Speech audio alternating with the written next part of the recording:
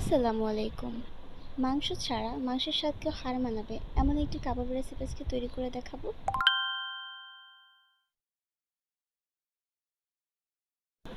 প্রথমে নিয়ে নিব হাফ কাপ মসুর ডাল। ডালটা আমি ভিজিয়ে রেখেছিলাম। এখন দিয়ে দিব হাফ চামচ হলুদ গুঁড়ো ও একটা তেজপাতা।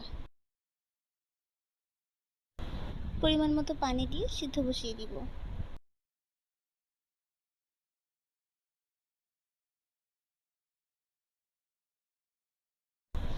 সেদ্ধ হয়ে গেলে তেজপাতাটা উঠিয়ে রাখবো।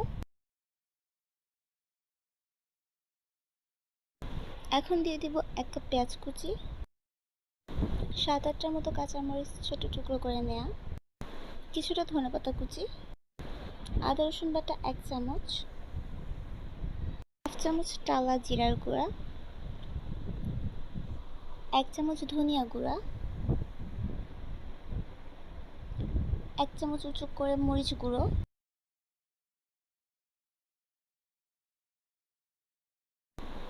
1 চামচ সয়া সস, 2 চামচ টমেটো সস, 1 চামচ ঘি ও পরিমাণ মতো লবণ দিয়ে মিশিয়ে নিব।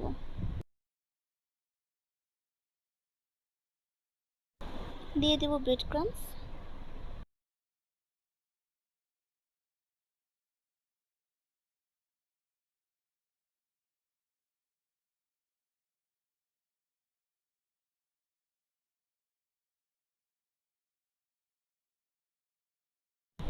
মেশানো হয়ে গেলে এখন কাবাবের মতো শেপ দিয়ে নেব।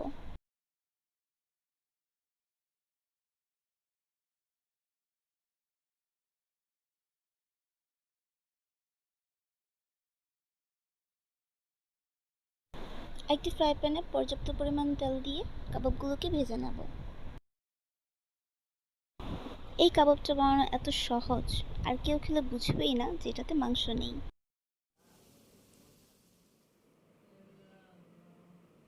রেসিপি ভালো লাগলে আমার চ্যানেলকে সাবস্ক্রাইব করবেন, লাইক ও কমেন্টস করে পাশে থাকবেন।